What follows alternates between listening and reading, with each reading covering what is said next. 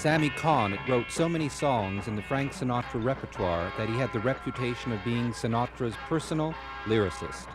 Said Sammy Cahn, "I am the violin string on Frank's Stradivarius." We'll be right back with Sammy Cahn and Words and Music.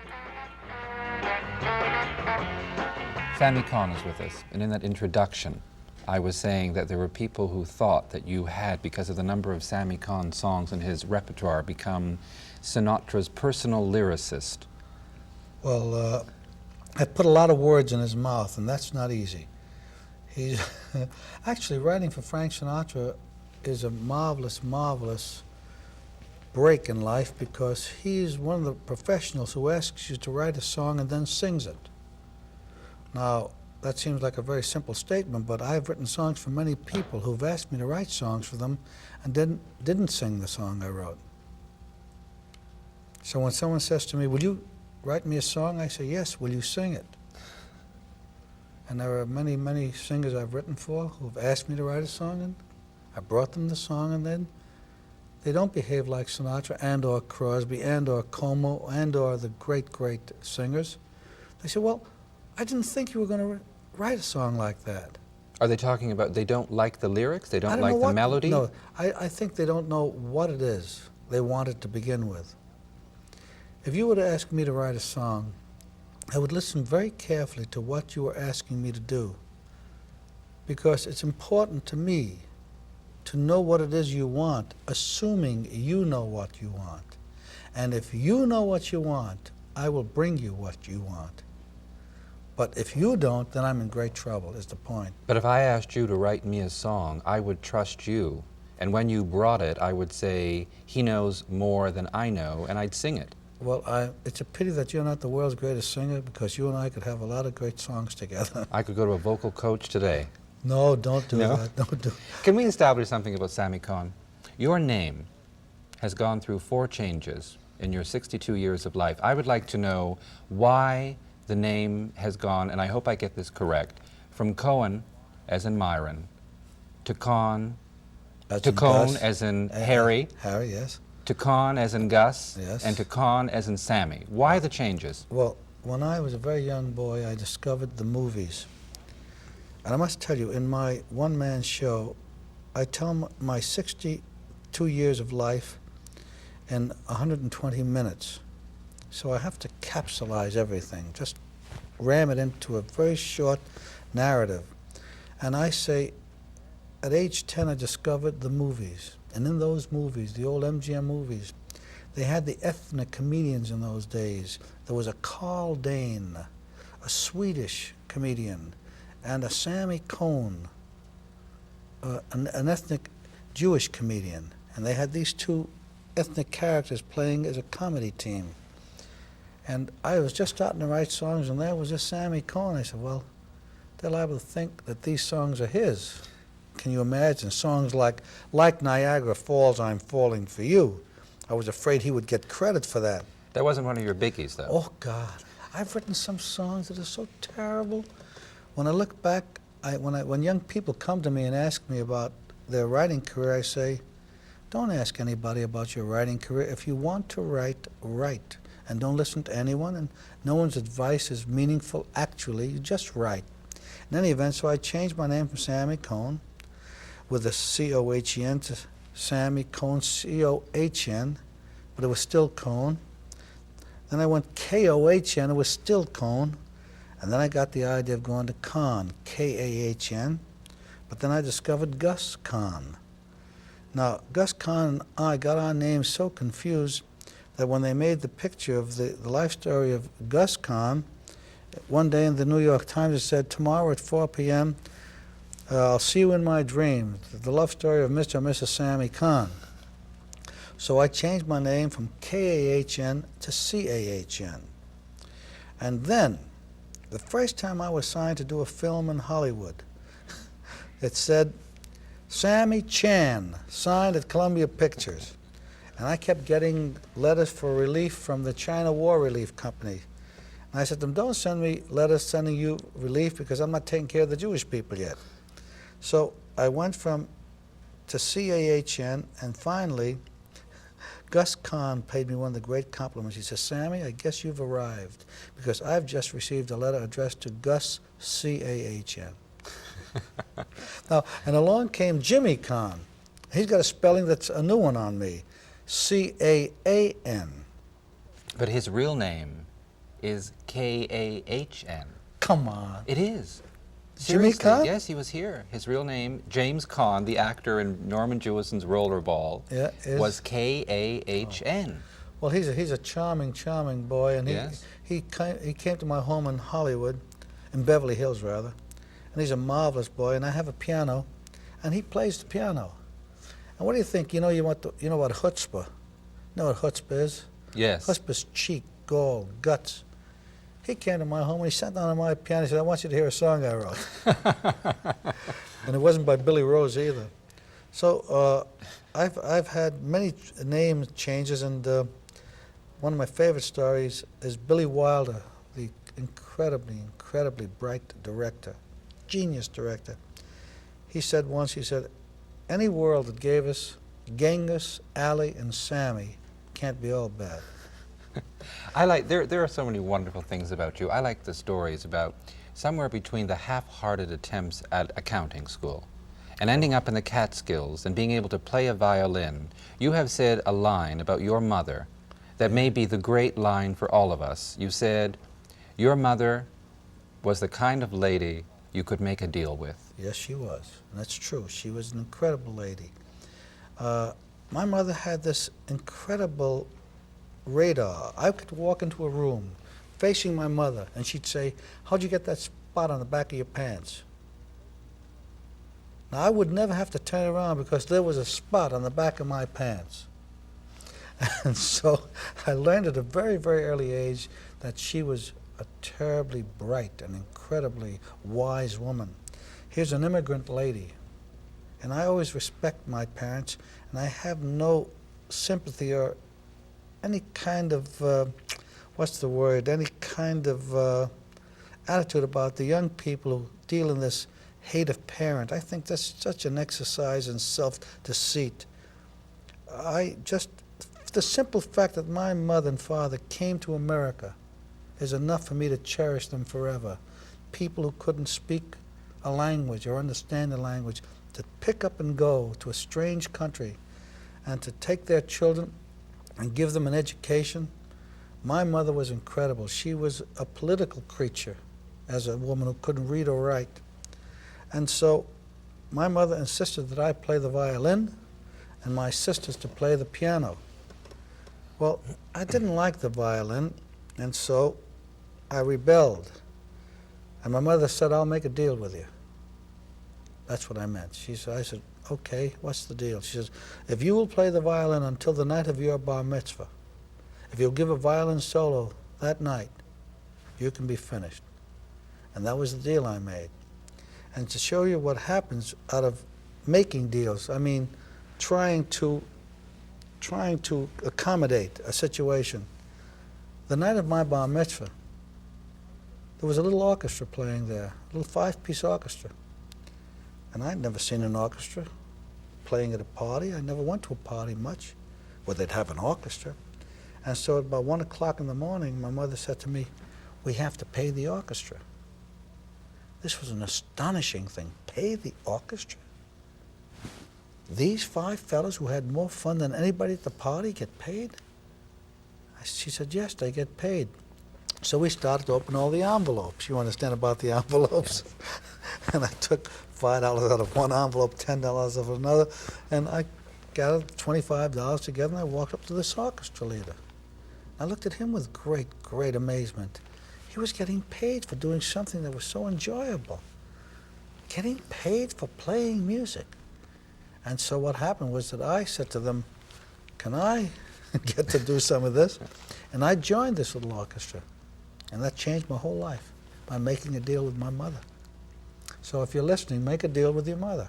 Okay, and on that we're going to take a commercial break, and we'll be right back with Sammy Cahn, Words and Music.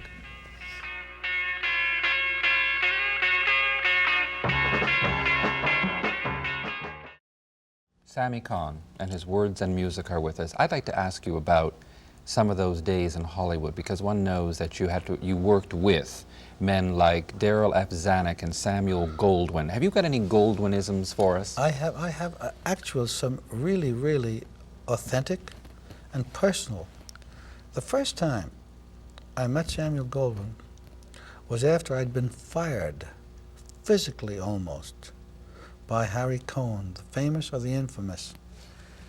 And all my stories are so long I would need to sit here with you, which I would enjoy doing for maybe a year, to just give you the tip of the iceberg. But I had left Harry Cohn under the most trying circumstances.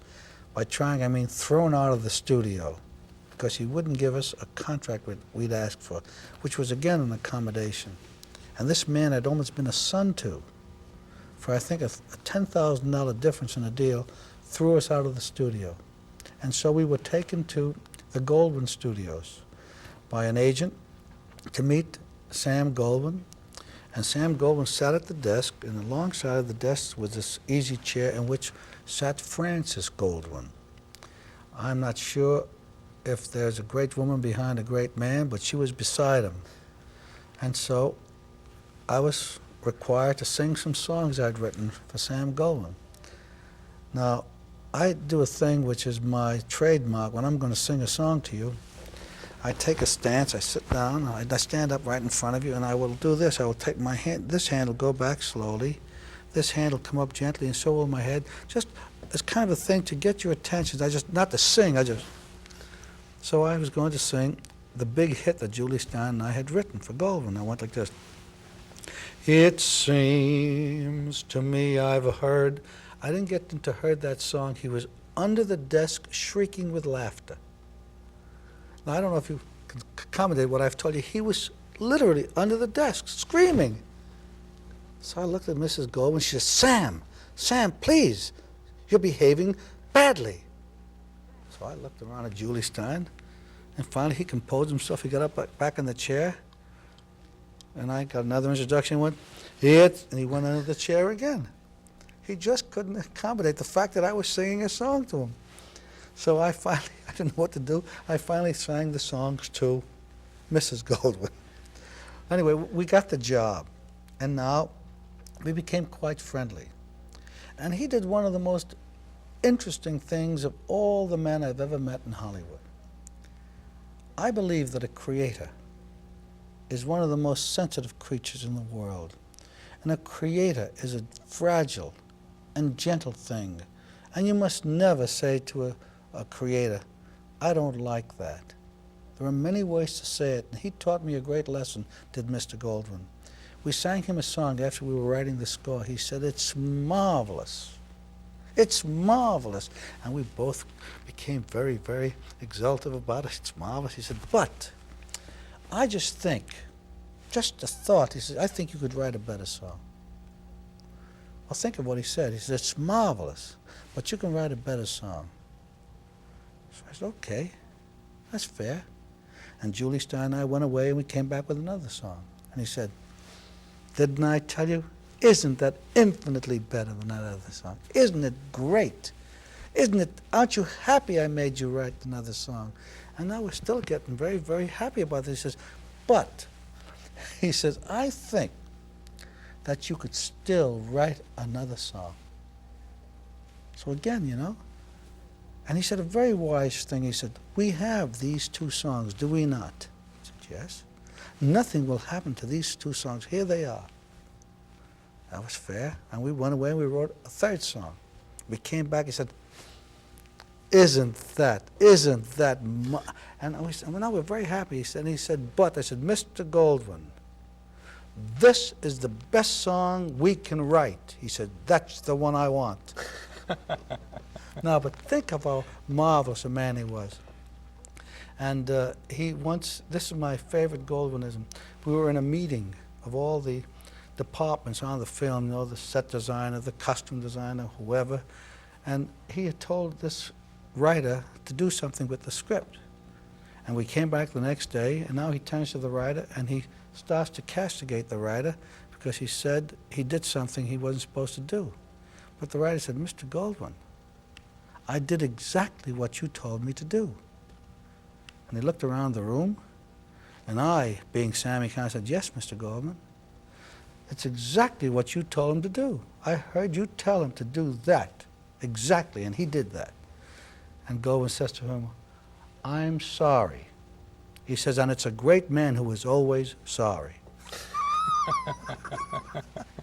Instead of "it's a great man who will always admit he's sorry," it's a great man who will say who is always sorry. He was a marvelous man. I think one of the great Goldwyn lines was the line he said when he was talking about a star's contract, and he said, "A verbal contract isn't worth the paper it's written on." Exactly. He once had a he once tried to hire a writer to do a certain film. I think it was Caan. And Caan wouldn't have anything to do with this film, and he begged and he pleaded. He could be very persuasive. But Caan refused to do this film. And so he didn't do it. But 2 years later, the film comes out as the worst flop that ever was. And so a year after that, they tried to get Caan to work for him, and he said, "I wouldn't have him. He was collected with one of my worst flops."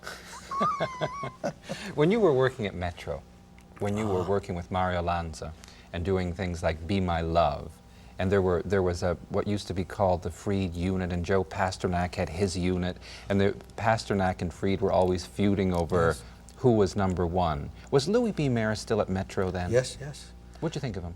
Louis B. Mayer was, let me explain to you. I worked for Jack Warner, L.B. Mayer, Sam Goldwyn, and Harry Cohn. 4 unique men, all of one persuasion. The fellow who came up from the tough, hard, Lower East Side ghetto, the Jewish ethnic fellow who had to fight and hard, and they were all the same man. They were one and the same man. They had different styles, but they were the same man. And I'll never forget, I did a film at Warner Brothers for Jack Warner. And at the moment I was about to do this film, out came 3D, third-dimensional film. And Jack Warner was an incredible man. He had a black book in his office, and every day he'd walk in and open the page and see what all the films were doing. And by that way, he could gauge what his film was doing against any other film.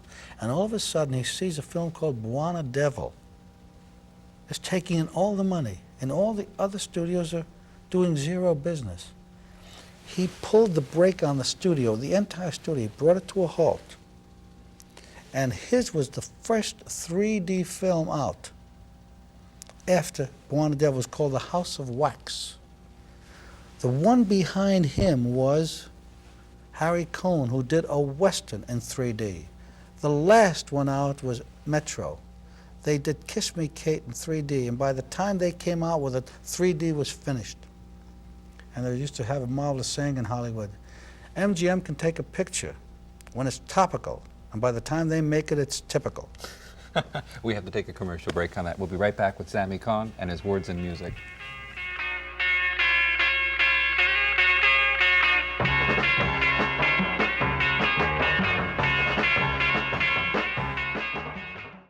Sammy Cahn. The floor director said we have 4 minutes left. We could do 4 minutes in a minute. You know, I want to say something about achievements. You have had 31 Oscar nominations. You've won 4. You've got an Emmy. You've got the coveted St. Christopher Award. Christopher Award, sorry. Yeah, yes. What about the Outer Critics Circle Award and the Theatre World Award for the best newcomer to Broadway? That was a coup.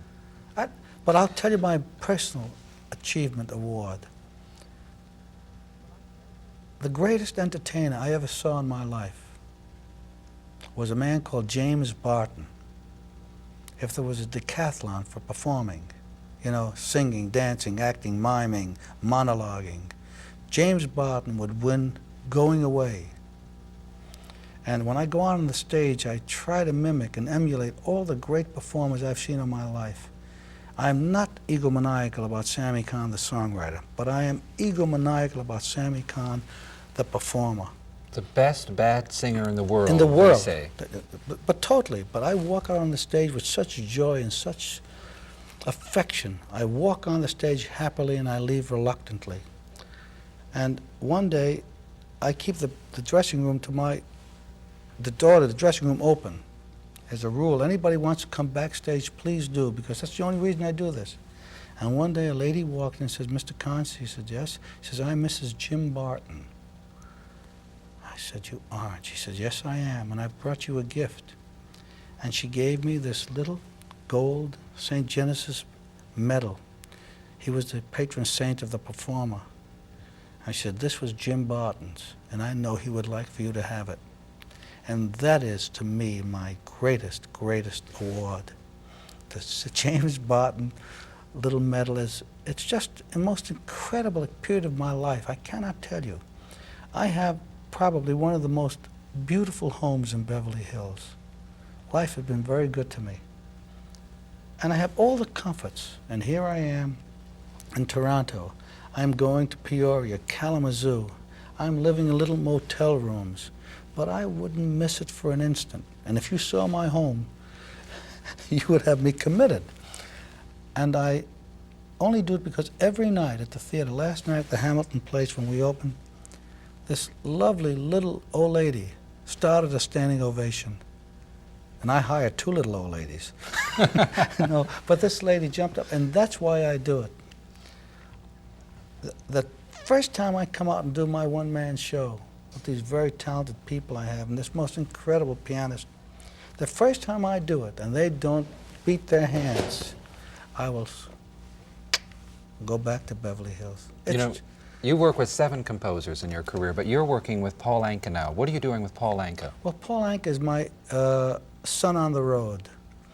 Andy Anka, a local native, and we share Paul Anka. I love Paul Anka. He's one of the most incredible people I've ever met in my life, and I've met them all. And I love being around him, and I only wrote one song with him, and that is "Let Me Try Again." And we're dangerous together. Paul Anka and I, left to our own devices in a room with a typewriter, could write easily a dozen songs a day. I'm not being facetious. But he has such a lust of life. I cannot imagine how a boy who came out of a small town in Canada could have such a feel for the lush and the posh and the good. And he's incredible. You know, I wish we could go on. We will can't. go on. The program is I will ended come for us. back. Will you? I promise. Okay. Got it. Got it. Sammy Cahn, words and music.